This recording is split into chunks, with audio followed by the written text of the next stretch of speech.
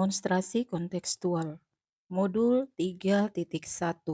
Pengambilan keputusan berbasis nilai-nilai kebajikan universal sebagai pemimpin. Saya, Siti Munawar, CGP Buton Utara, Angkatan ke-6, Sulawesi Tenggara. Fasilitator saya adalah Bapak Abdul Aziz Karim dan pengajar praktik Ibu Emiliawati. Assalamualaikum warahmatullahi wabarakatuh.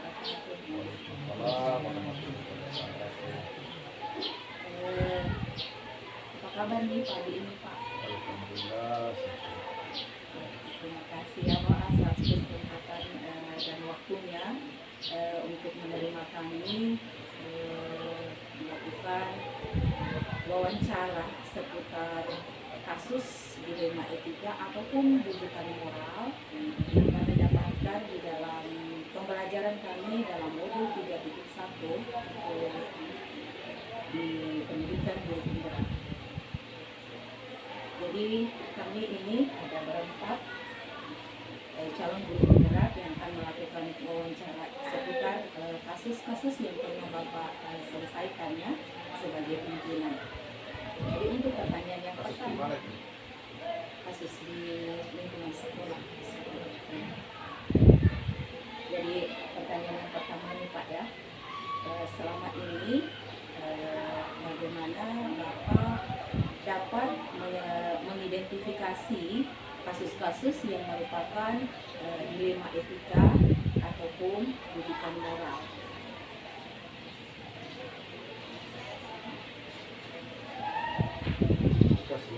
Iya. Kasus kalau di sekolah itu banyak sekali kasus. Kadang-kadang kita diperhadapkan satu sisi kita berpikir bagaimana itu sekolah yang baik, di sisi lain bagaimana guru, bagaimana siswa. Pada kondisi tertentu katakan begini, utamanya kan di sekolah kita ini, tadi satu saja sampai di sekolah. Di sini kan mayoritas ibu-ibu. Di satu sisi kita mau tegakkan disiplin, di sisi lain ada rasa kemanusiaan berpikir bahwa ada tanggung jawab guru sebagai ibu di rumah. Sehingga pada saat kita mau menegakkan disiplin itu kita diperhadapkan pada masalah yang sangat kalau menurut saya itu sangat berat. Kita mau paksa harus datang tepat waktu. Bagaimana tanggung jawab sebagai ibu di rumah? Kita tidak paksa mau datang di sekolah tepat waktu. Tanggung jawab sebagai guru memberikan kepada siswa. Nah, sekarang masalahnya bagaimana untuk mengambil keputusan supaya di satu sisi guru senang, kemudian sekolah juga bisa berjalan dengan baik. Otomatis kita harus pandai-pandai melihat bahwa seperti ini masalahnya. Kalau keterlambatan itu karena faktor keluarga, mungkin bisa kita pahami. Kemudian pada saat kita harus berpikir bahwa jangan memberatkan juga guru, kemudian sekolah juga jangan dirugikan, sehingga apa yang kita harapkan itu bisa berjalan sama-sama. Guru juga bisa berjalan dengan baik, bekerja dengan tenang, kemudian sekolah juga bisa berlangsung pembelajaran dengan baik. Jadi mungkin untuk mengidentifikasi itu cukup mungkin kita, kalau menurut saya ya, kalau kita mau panggil langsung tidak mungkin, karena pasti akan menyampaikan yang baik-baik saja ya dari itu. Kalau menurut saya, kalau saya pribadi itu kita amati saja, kita berpikir melalui perasaan saja bahwa seperti itu bisa. Artinya supaya bisa berjalan baik seperti tadi, guru bisa bekerja dengan tenang, tidak ada tekanan, kemudian kepentingan juga keluarga bisa berjalan dengan baik, tugas juga bisa berjalan dengan baik. Lebih istilahnya kalau dalam pelaksanaan tugas itu guru itu atau mungkin kita telah melaksanakan pekerjaan dan kita nyaman dilakukan. Jadi secara umum saya bisa simpulkan ya dari pendapat Bapak bahwa bagaimana Bapak mengidentifikasi kasus-kasus yang merupakan dilema etika atau rujukan moral di lingkungan sekolah Bapak. Jadi untuk mengidentifikasi ini Bapak cukup hanya dengan mengamati, kemudian menggunakan perasaan untuk menyelesaikan masalah ini, karena ada dua kepentingan yang saling berbenturan di sini ya. Ada kepentingan guru, apalagi guru-guru perempuan tadi yang Bapak sudah sebutkan, kepentingan keluarganya dan kepentingan di sekolahnya. Jadi Bapak mengidentifikasinya dengan mengamati, menggunakan perasaan, kemudian supaya guru-guru juga bisa bekerja menyelesaikan tugasnya di samping tugas-tugas sebagai ibu rumah tangga misalnya, ya seperti itu. Mungkin bisa dulu pertanyaan yang kedua. Oke, terima kasih. Saya lanjut di pertanyaan berikutnya. Selama ini Bapak kan sebagai kepala sekolah sekaligus pimpinan di sekolah ini, dan kemudian juga sebagai seorang pendidik itu, apalagi di sekolah sebelumnya itu banyak ibu, jadi tentunya ada banyak kasus-kasus yang harus diselesaikan. Nah, bagaimana Bapak menjalankan pengambilan keputusan di sekolah, terutama untuk kasus-kasus ada dua kepentingan Pak, yang sama-sama benar atau sama-sama mengandung nilai kebajikan? Terima kasih. Memang mengambil keputusan itu berat, apalagi kita ada berhadapan dengan kepentingan yang sama-sama, istilahnya jangan ada merugikan. Ambilkan contoh misalnya kayak kasus yang lalu, teman kita ada satu guru karena sakit, terus satu sisi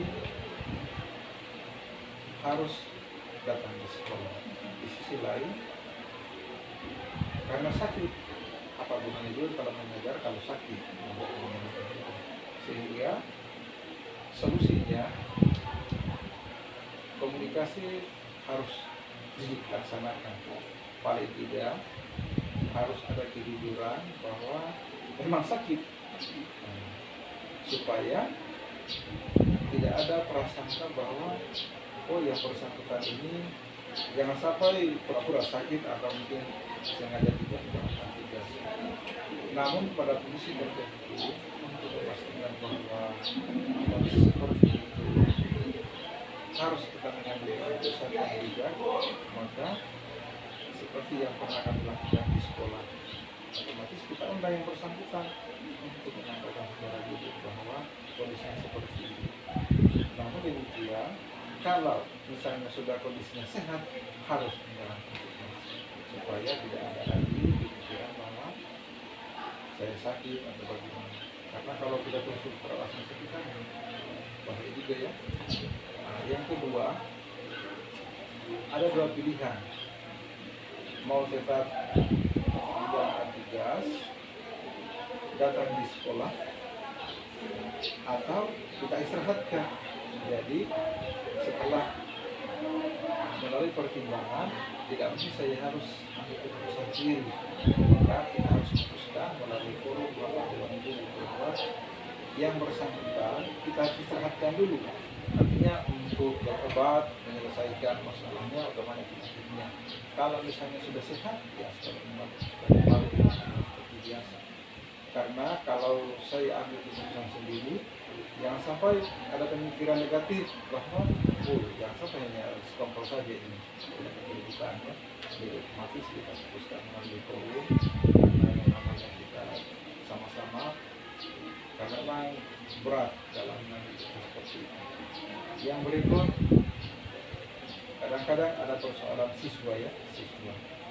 Satu sisi kita mau tekan siswa ini, kadang kita mau kasih keluar atau berikan sanksi. Di sisi lain, guru diperhadapkan dengan persoalan.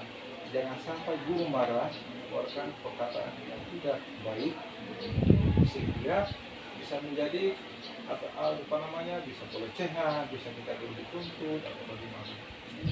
Karena namanya guru kan manusiawi ya kalau emosional. Jadi otomatis solusi yang kita ambil di sekolah, jadi kita panggil saja orang tua, kita panggil, kalau kita sampaikan. Jadi kami dulu sudah cukup. Dan setelah kami pantau bahwa kita ada anak ibu, anak bapak di sekolah seperti itu. Ternyata setelah kami lakukan berbagai macam pendekatan, baik dari itu, balik kelas, guru berpikir, ternyata ada perubahan. Jadi kami sampaikan sama orang tua, kalau begitu tolong kami supaya anaknya ibu atau anaknya bapak diambil dulu, supaya tidak ada apa namanya, guru juga kita selamat, tidak ada kata-kata yang keluar atau mungkin kekerasan yang kita lakukan. Orang tua juga merasa dirinya akan menghargai. Kalau misalnya mereka merasa dihargai, ya namanya anaknya mereka. Kita kembalikan.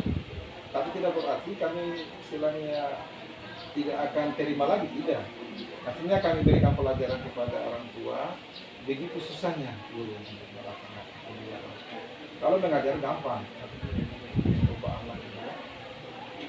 Jadi saya juga tidak tahu, belum pantau ini apakah hasilnya bagus, positif atau bagaimana. Mudah-mudahan dengan langkah yang kami ambil Dewan Guru itu bisa memberikan hasil yang positif pada anak-anak kita. Karena itu bagaimana tadi. Memang Mas masih benar. Kalau kita tindakan kan benar juga. Tapi orang tua kalau dia keberatan juga benar. Karena anaknya. Karena ada aturan yang melindungi bahwa tidak boleh guru mengeluarkan kata-kata yang tidak baik, apalagi jadi ini ya, langkah-langkah atau prosedur seperti apa yang biasa Bapak lakukan ini kita sudah terjawab di sini kayaknya. Kita lanjut kita lanjut ke pertanyaan berikutnya Ibu. Ya, terima kasih. Selanjutnya Kan sudah terjawab tadi saya. Dari penjelasan tadi sudah ada penjelasan tentang langkah atau prosedur yang dilakukan oleh Bapak dalam menangani kasus-kasus yang ada di sekolah.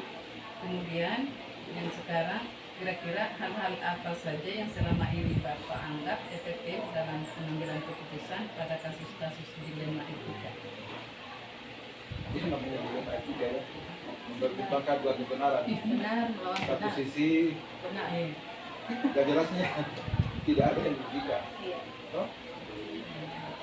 Jadi kalau menurut saya ini begini, kalau kita selalu diperhatikan yang persoalan seperti itu, pertama kita harus berpikir. Yang kedua, kita harus istilahnya berpikir bijak dulu bahwa apa yang saya melakukan itu benar tidak.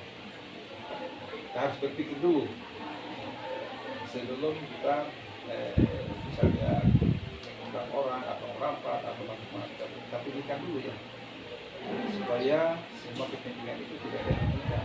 Karena saya katakan contohnya tadi ya, persoalan siswa pasti kan guru itu ada juga yang jengkel itu tidak akan mengajar kalau misalnya siswa yang bersangkutan masih ini, atau mungkin yang jelasnya pasti ada perasaan. Itulah yang kita pikir, jangan sampai keputusan yang kita ambil ini mungkin guru merasa bahwa kenapa harus keputusan seperti ini. Jadi kalau begini bisa akan tidak akan ini. Jadi mungkin kalau menurut saya itulah yang kita pikir, bahwa kalau mengambil suatu keputusan yang kebijakan, jadi kita pikir jauh-jauh dulu. Kemudian siswa kita ini kan banyak, apalagi seperti satu ini ya, ada 700 orang. Ada yang ingin berpikir sudah pintar. Ada yang inginnya mungkin kadang-kadang anak hanya datang untuk ya pengembangan karirnya lah, berbakat.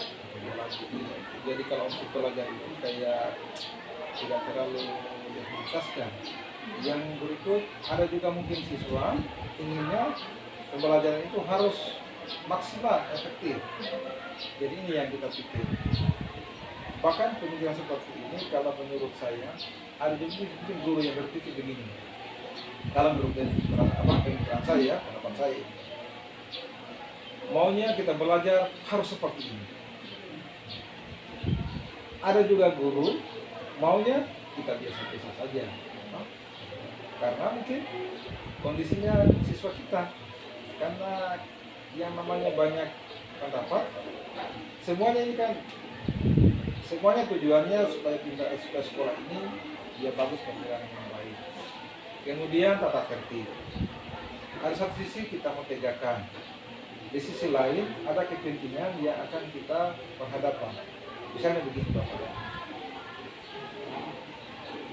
ada anaknya dulu, ada kita punya keponakan, kemudian ada keluarga. Satu sisi ada juga siswa yang memang tidak ada hubungannya dengan kita. Pada saat kita mau tegakkan aturan tata tertib itu, di situ kita akan berhadapkan. Jangan sampai saya tegakkan ini, di lain sisi ternyata dia kena saya. Katakan kita punya anak, kita punya keluarga, maka disitulah kita punya fatal. Kalau ini kita sudah keluarkan, ternyata terjadi kita punya anak, kira-kira bagaimana? Apakah kita mau keluarkan juga? Sebentar kita mau keluarkan, kita punya anak. Di sisi lain kita tidak keluarkan, sudah pernah kita lakukan. Sementara tujuan kita intinya adalah untuk kebaikan di sekolah. Jadi pengambilan keputusan itu pertama kita terbuka. Yang kedua, jangan selalu, kalau menurut saya itu saya tidak mau ambil keputusan sendiri, tapi harus kita kolektif. Karena sebagus-bagusnya keputusan sendiri tidak akan mungkin sama dengan keputusan orang lain. Tidak akan mungkin. Kalau sudah banyak masukan, itulah yang terbaik. Supaya tidak ada yang tidak ada penyesalan lah.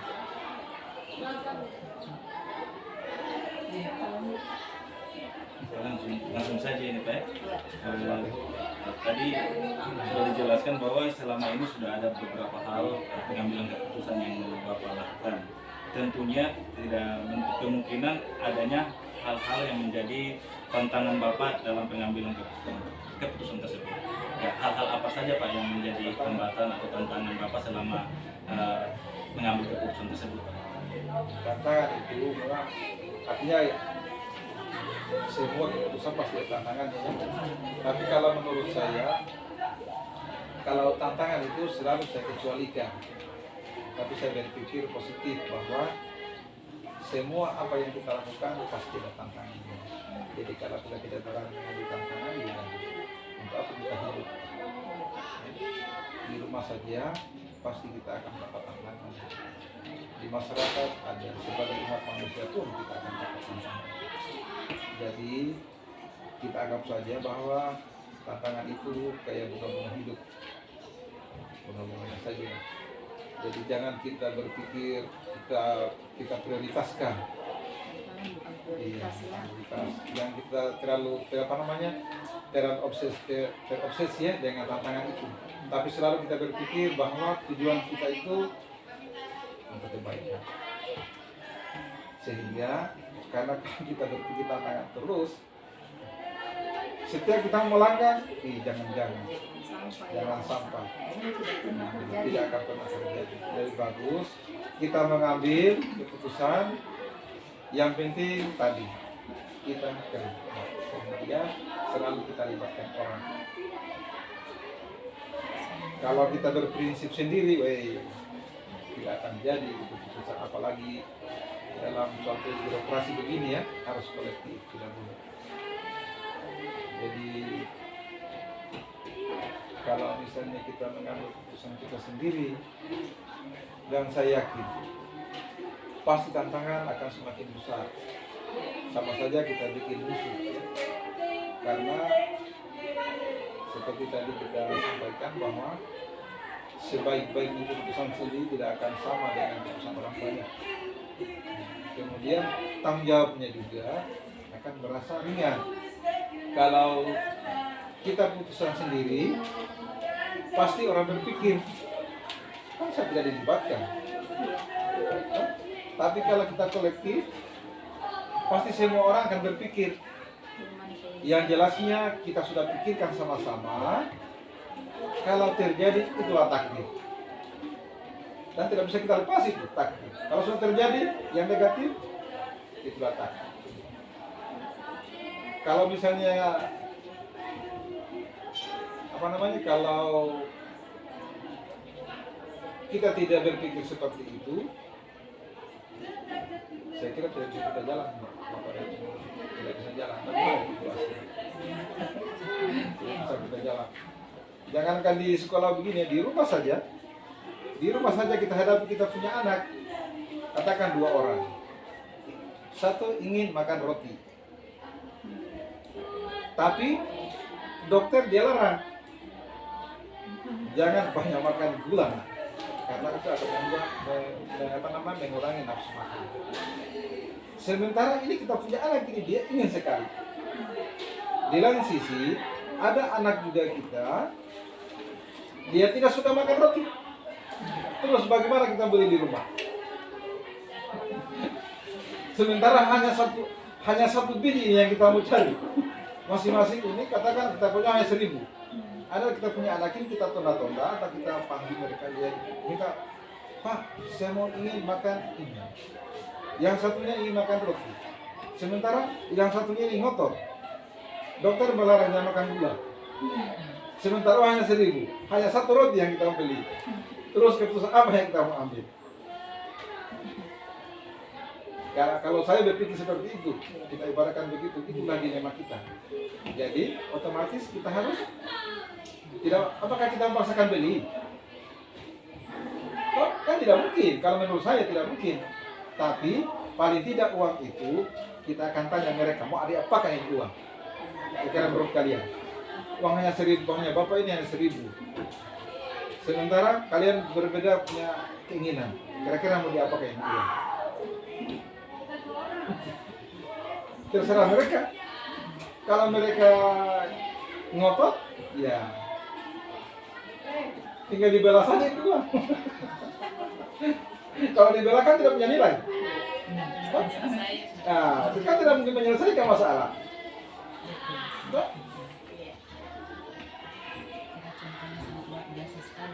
Karena uangnya tidak bisa dibela, tidak menghasilkan lagi. Tidak ada solusinya didapat. Solusinya berarti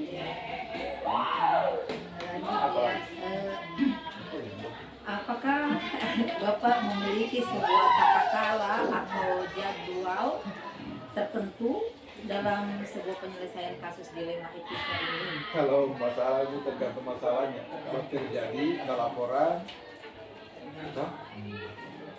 karena begini Bu, kan namanya kita hidup ini setiap saat ada masalah. Jadi penyelesaiannya bisa terjadwal, bisa tidak. Iya.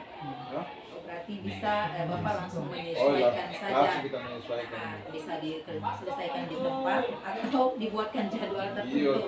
Kalau kita bikin jadwal, kapan mau selesai masalah? Iya. Nah, Tergantung masalah ya. tapi kalau misalnya, ini ada siswa yang terlambat, apakah kita mau bikinkan jadwal nanti terkumpul semua? Nah, pasti langsung kita tanya, kenapa kamu terlambat? Eksekusi sendiri.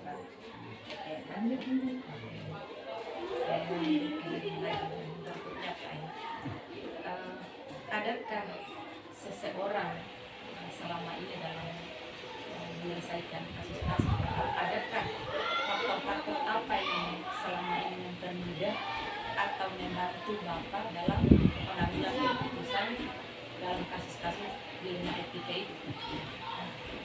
Faktor Mungkin penentu. ada bantuan atau faktor apa gitu Pak? Ya, begini barangkali ya berarti yang namanya kita orang banyak. Pertama, kalau di sekolah pasti guru yang bantu. Yang kedua, kan bantuan itu kadang-kadang orang berpikir begini, nanti ada masukan baru bantuan. Ternyata kalau menurut saya tidak selamanya seperti itu. Misalnya nanti kita tanya baru namanya bantuan, tidak. Orang yang dia datang ke waktu saja itu bantuan. Oh, kemudian kita cerita, kan kadang-kadang kita cerita itu, oh langsung kita berpikir, bagus juga demikian. Bisa kita tahu. Oh, kan kita cerita begini ini. Kalau menurut saya model yang Bapak Ibu lakukan inilah salah satu cara. Toh? Cara bagaimana menyelesaikan masalah. Karena kalau kita tidak seperti ini, kalau misalnya kita mau tanya, coba bantu saya, ada masalah saya. Orang itu dia akan berpikir pertama, bagaimana untuk supaya dia itu menarik bagi dia, supaya tidak tergantung dari dia. Yang kedua, jangan sampai orang yang kita tanya ini dia merasa bahwa karena saya, sehingga kayak kita punya keputusan itu kalau misalnya dalam kita terpikat, jadi lebih bagus ada mungkin bisa kita minta bantuan, ada juga sambil cerita, ada juga mungkin sambil lalu kita lihat, kan bisa jadi di masyarakat bos, kita lihat. Kadang-kadang kan di masyarakat kita lihat, oh seperti ini. Kalau kita cerita apakah di masyarakat, kadang-kadang kita mendengar, saya dapatkan masalah seperti ini. Langsung kita berpikir, sama dengan masalah saya. Langsung kita, tapi tanpa kita wawancarai, pasti kita berpikir, terus, bagaimana kamu selesaikan masalah seperti ini? Hasilnya apa? Oh begini. Kan bisa kita pakai masalah itu, metode itu. Apalagi bisa kan pengalaman banyak itu. Kadang-kadang aku juga begini kepada ini. Kita cerita lepas itu orang kalau menurut saya ini kepada ini. Kadang orang dia cerita lepas itu kadang-kadang dia keluar ungkapan dari kesadaran. Ternyata pendapat ini bagus. Tapi kalau kita tanya dia ulangi, tidak mungkin lagi bisa ulangi. Nah, jadi kalau menurut saya bisa kita bikin. Jadi pada saat kita mengambil keputusan terbayang bagaimana kalau kita pakai metode ini. Artinya terlepas dari agama ini. Kalau ada makan kita salahkan. Kalau itu sudah final itu kalau itu. Pertanyaan terakhir. Baik, ini mungkin pertanyaan yang terakhir Pak. Dari semua hal yang telah dipaparkan tadi mengenai kasus-kasus dan pengambilan keputusan tadi ini, pembelajaran apa yang dapat Bapak petik dari pengalaman Bapak dalam mengambil keputusan dilema etika ini Pak? Pengalamannya banyak Pak. Pengalaman yang banyak. Pengalaman yang paling besar bahwa ternyata kita ini terbatas.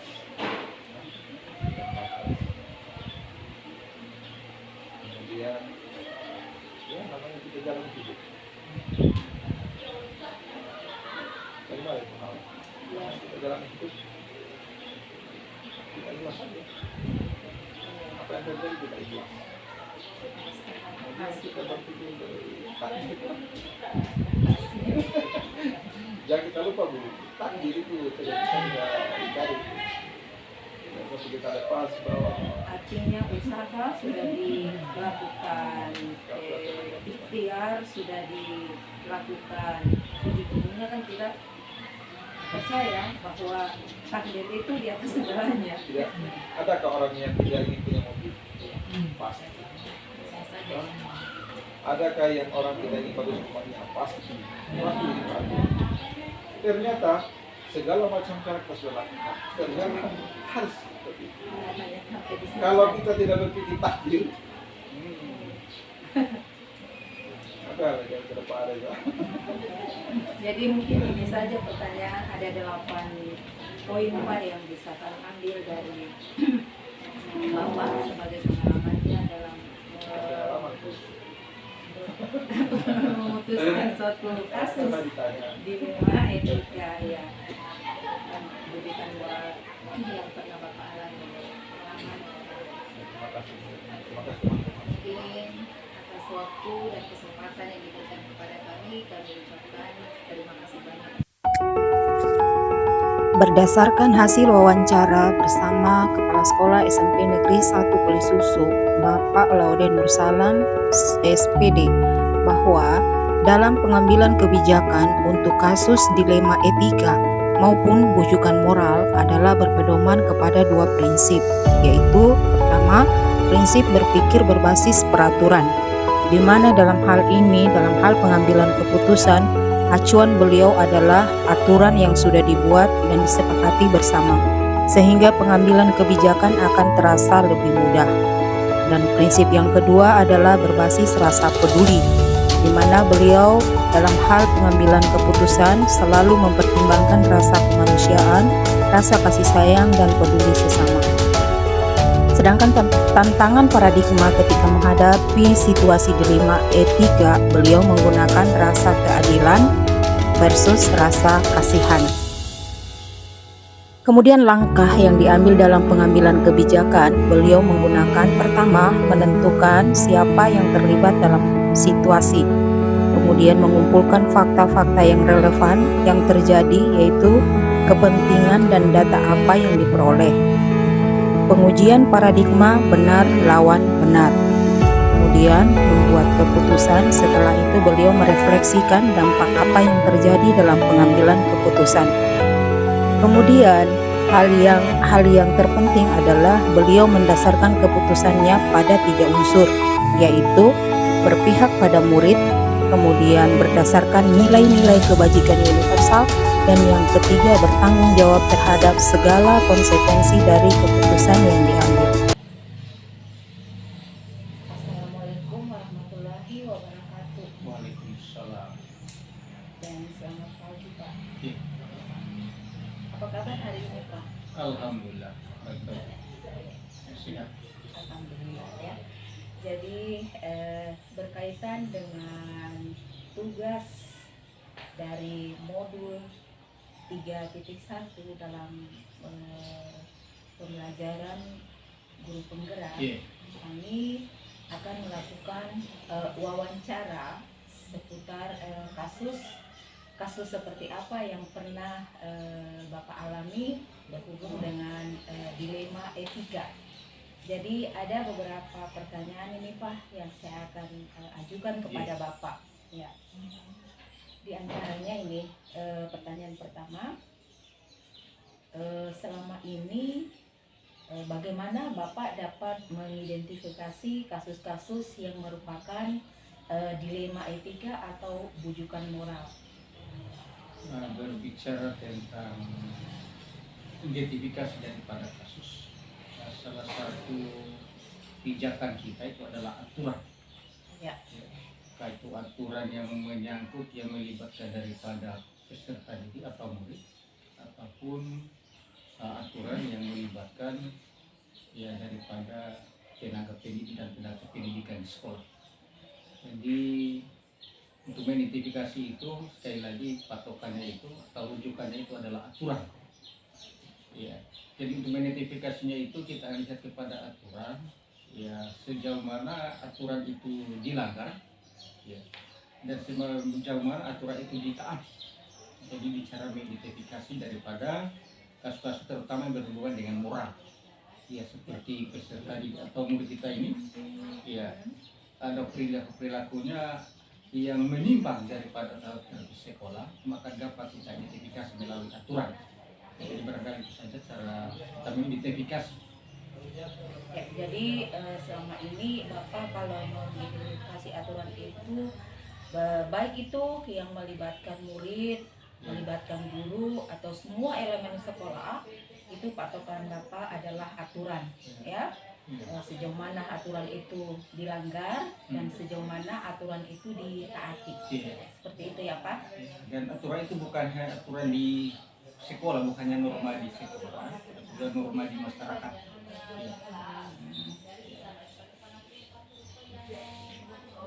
Jadi semua aturan itu yang tujuan itu sama, untuk mengatur manusia supaya bisa hidup tertib. Iya, oke. Saya lanjut di pertanyaan yang kedua saya. Selama ini tentu Bapak pernah menjalankan pengambilan keputusan di sekolah, ya. Terutama untuk kasus di mana ada dua kepentingan yang sama-sama benar, ya, atau sama-sama mengandung nilai kebajikan. Ya. Bagaimana sih Bapak menjalankan ini?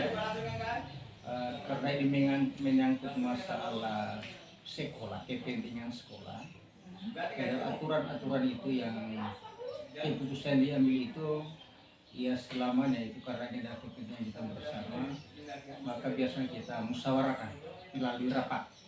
Ya, dia memperhatikan daripada usul saran daripada warga sekolah.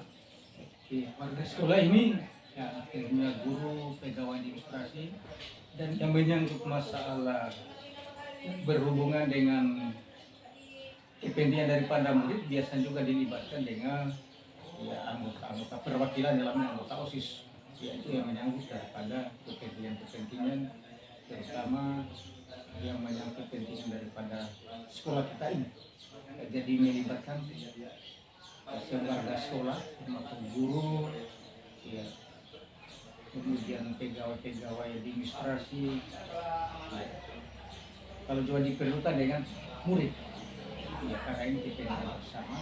Kalau dua kepentingan yang memang sama-sama penting, ya maka kita lihat mana yang diprioritaskan dengan berbagai macam pertimbangan. Ya. Kita ambil keputusan yang mungkin lebih besar manfaatnya yang daripada mudaratnya.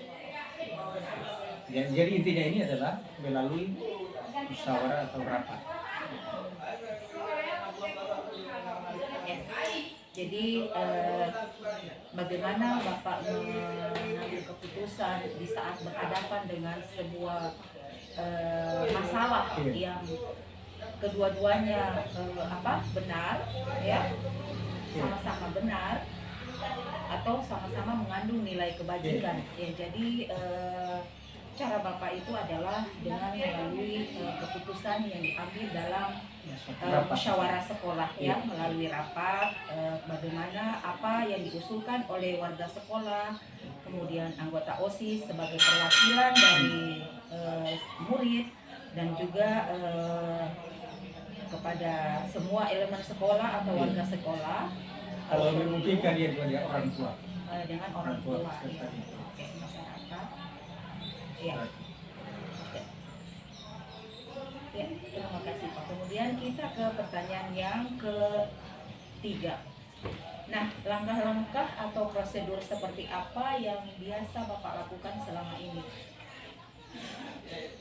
Langkah-langkah yang kita lakukan, terutama yang berkaitan dengan tercapainya tujuan pendidikan di sekolah, ya kita harus mengidentifikasi, ya, mengidentifikasi daripada apa-apa atau kejadian-kejadian apa atau pelanggaran apa yang terjadi di sekolah ini, terutama yang dilakukan siswa. Langkah-langkahnya ini kemudian diadakan ya pendekatan ya pendekatan misalnya kepada murid kita ini, ya langkah-langkahnya. Kemudian yang terpenting lagi, ya harus ada kerjasama di antara semua warga sekolah, terutama sama guru, tenaga pendidikan lainnya. Kemudian bagaimana juga ya di dalam mencapai tujuan sekolah ini tidak terlupakan yaitu peranan daripada orang tua peserta didik, ya,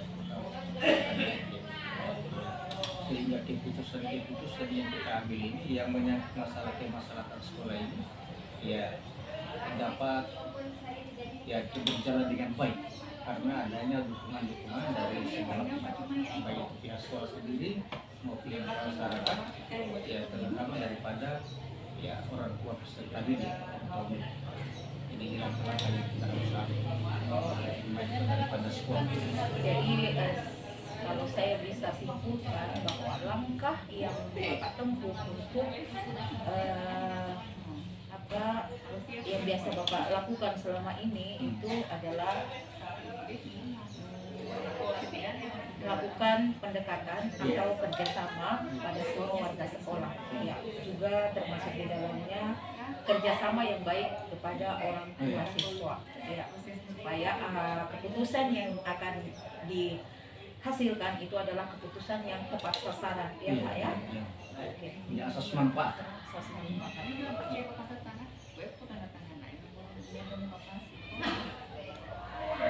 Kemudian Pak, kita lanjut lagi pertanyaan berikutnya.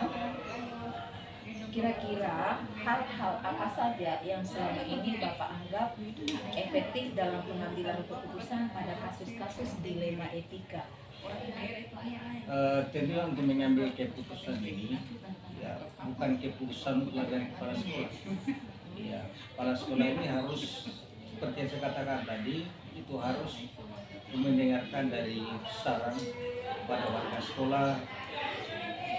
Contohnya saja misalnya yang menyangkut daripada yang berhubungan dengan peserta tadi atau murid kita ini, ya kepala sekolah itu harus memberikan harus menerima saran ya, daripada guru, wali kelas, guru BT, ya sehingga dia kepala sekolah itu dalam mengambil suatu keputusan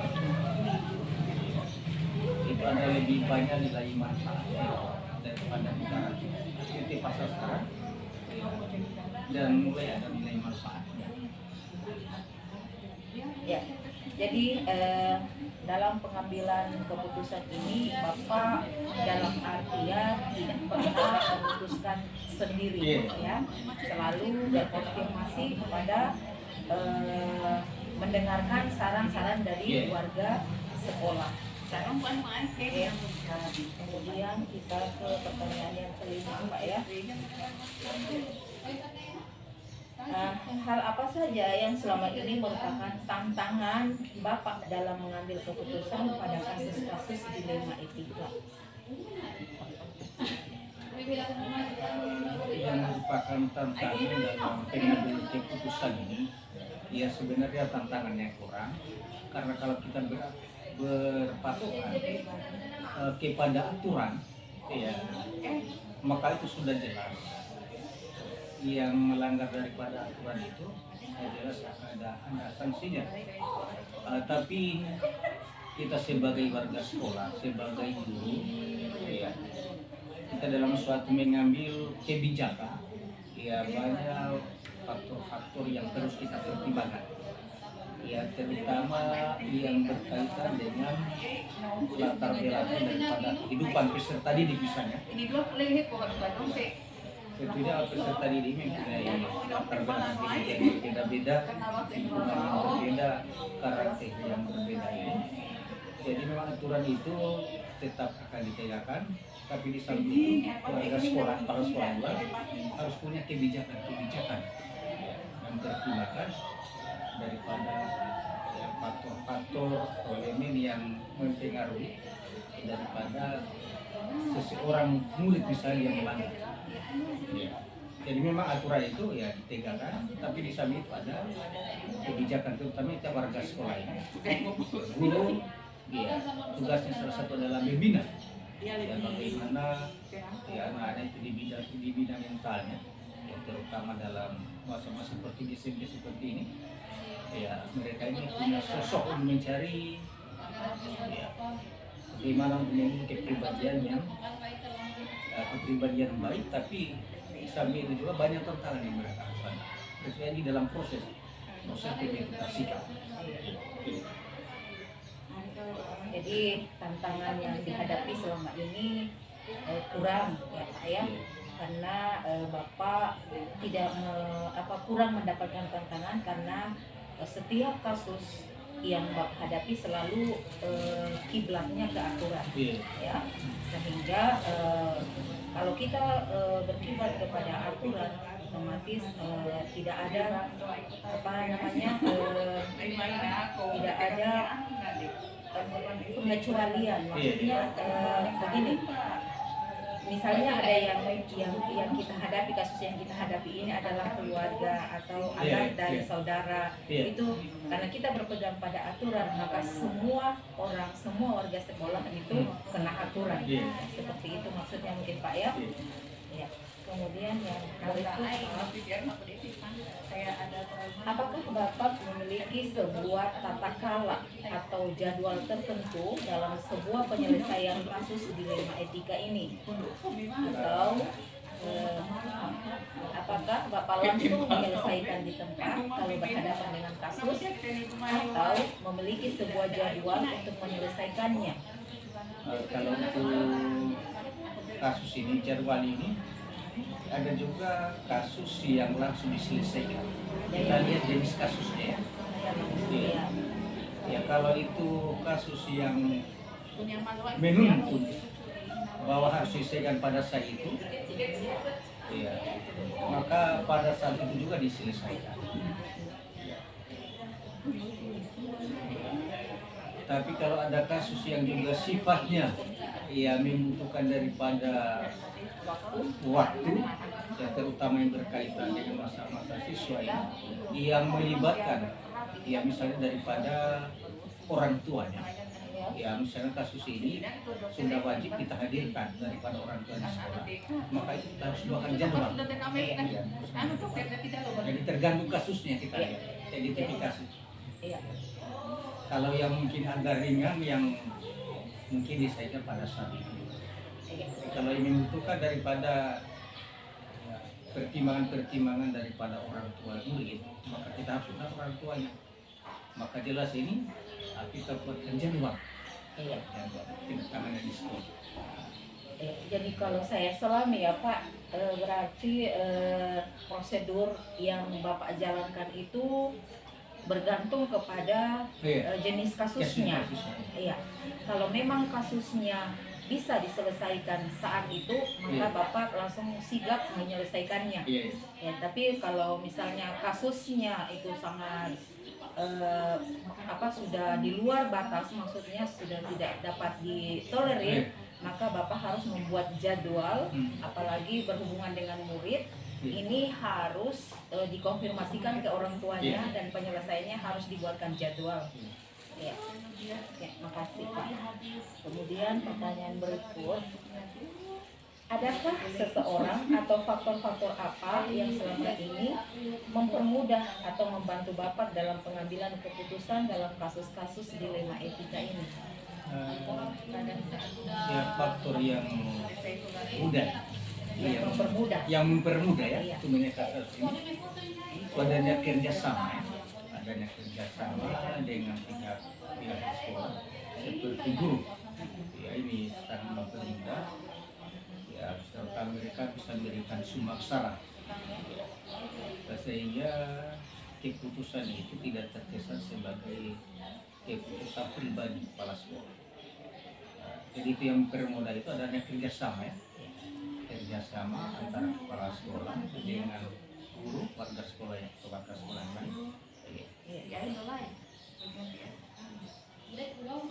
Jadi yang menjadi faktor-faktor yang mempermudah ini adalah kerjasama antara elemen sekolah ya. Ya jelas ya Pak ya, kalau misalnya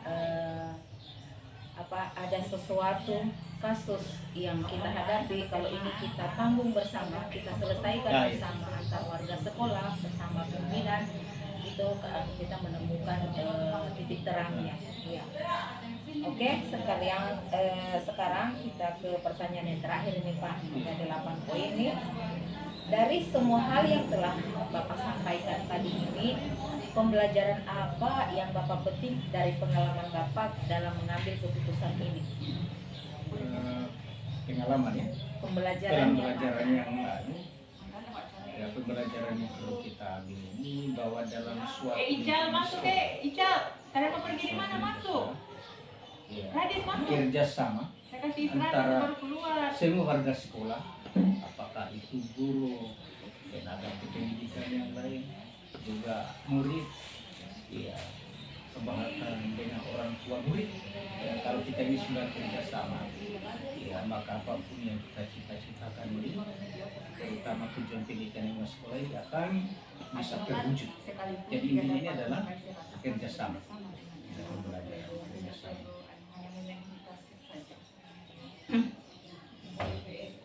Jadi pembelajaran yang bisa Bapak petik selama menyelesaikan kasus-kasus dilema etika selama ini itu adalah melihat adanya kerjasama warga sekolah yang bisa mendukung, itu baik dari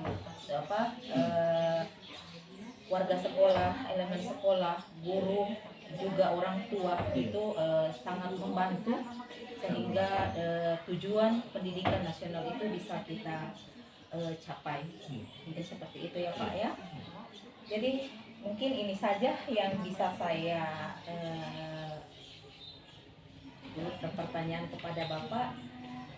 Jadi untuk jawaban-jawabannya Bapak saya ucapkan terima kasih, dan semoga keputusan-keputusan selanjutnya yang Bapak ambil itu adalah keputusan-keputusan yang lebih fokus dan yang tepat sasaran.